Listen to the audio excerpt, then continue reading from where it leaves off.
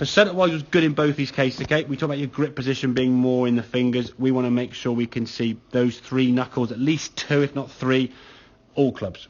Irons through the bag to a wedge, 9, 7, okay? Every single club in the bag, you want to see those 3 knuckles, okay? There's the driver setup. You see the ball now would be sort of on your left heel. Hands there. There's your 7-iron setup, okay? The shaft's just a little bit leaning forward, but the hands are the same kind of position for the most part, okay? By that left side. The ball will then forward move further back, because the shaft's leaning forward, yeah? Does that make sense, yeah? Yeah, so it's just kind of your general similarities with the setup, but the ball position adjusts because of the ball being on a tee peg. Now, in the past, because your previous shots curved that way, you get to the top of the backswing. Now, your shoulder swing is a bit steep here anyway. Your first move now, you can see your body kind of moving to the left there. As you get into impact, you can see the strike of that ball going way up in the air there with that sort of high launch. Your chest now is a head pointing somewhere down to kind of here at impact, okay? Way across the ball, trying to swing it left as best you can, all right?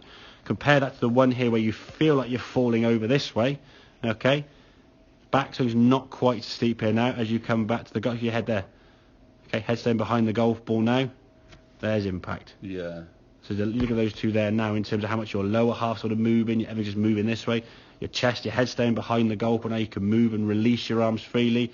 This movement here, now your head can kind of move a little bit quicker, but that's not the end of the world if it stays a bit too long, okay? Don't try and keep it down, but that can come through. But now on this, your arms can rotate and freely release the target up on the left side, whereas this one here now, your arms sort of just pulling into your left pocket there, going way around your body, low left, trying to hit the ball, like, please don't go right. And then eventually your arms start releasing up here. Well, the ball's gone. It's too late. And then you finish with a swing there now over that way. Yeah, swing-wise is sort of fairly similar to the finish position there, okay? But that first move from here, you trying to go, like, down into the golf now with a wedge or a 9 or an 8, you'd be all right. You might gain a bit of yardage relative to a normal wedge or 9-iron, okay?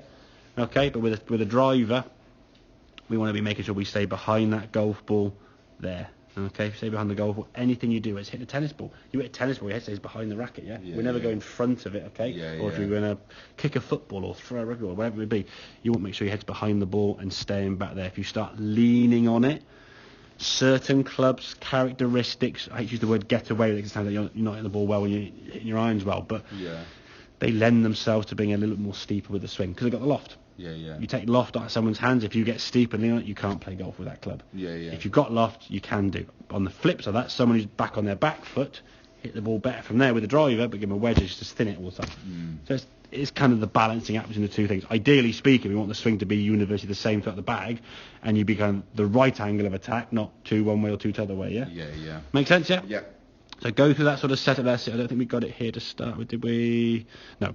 Okay, but sometimes try and start, or if you can all the time, feet together, club down by your left hand, gripping in that finger, so you see those knuckles with the left hand, okay? And then build your setup around that. You want that sort of slight shoulder tilt there, as you can see. Lower half's fairly neutral, but with the driver especially, making a good turn on the way back here. Now your right side's rotating, the shoulder turn there's good. Staying behind the ball and let your arms and hands swish through with some speed here. It's club head speed, that's what you're trying to get. That last one was 182 yards. This one here I think went about 70 yards, but went about 80 yards up in the air that way, just with the contact, okay? But I think you'll always be somebody who will try and hit it hard, and generally you'll find, even when you're playing later on in your golfing career, when you're trying to hit the ball harder, longest drive, or the boys hit the ball long when you're trying to come on, you'll always try and use that and that and that and that and that, because that's where your power comes from, isn't it? That's what you know. If you want to get speed, so you'll use power and bigger muscles to try to do too much, basically. You can be nice and loose and just let the club head speed. The faster the wrist and arms work, the more club head speed you get. And you're using less energy to do that. So when you play a game of golf, you don't be knackered by about hole 10, 12, 13 because you've actually stored some of the energy in your body, then use it for later on. Okay, mate? Cool, man. Good man, good stuff. Right, okay, I have a couple more to finish off with, buddy. But yeah, setup's going to be key. You're getting that now with all clubs, but the sensation of just staying behind it a little bit more. That club has got to basically pass you, Let the club pass you. If you get ahead of it, it'd be awkward, The club can't release. Good stuff, buddy. Well done, mate.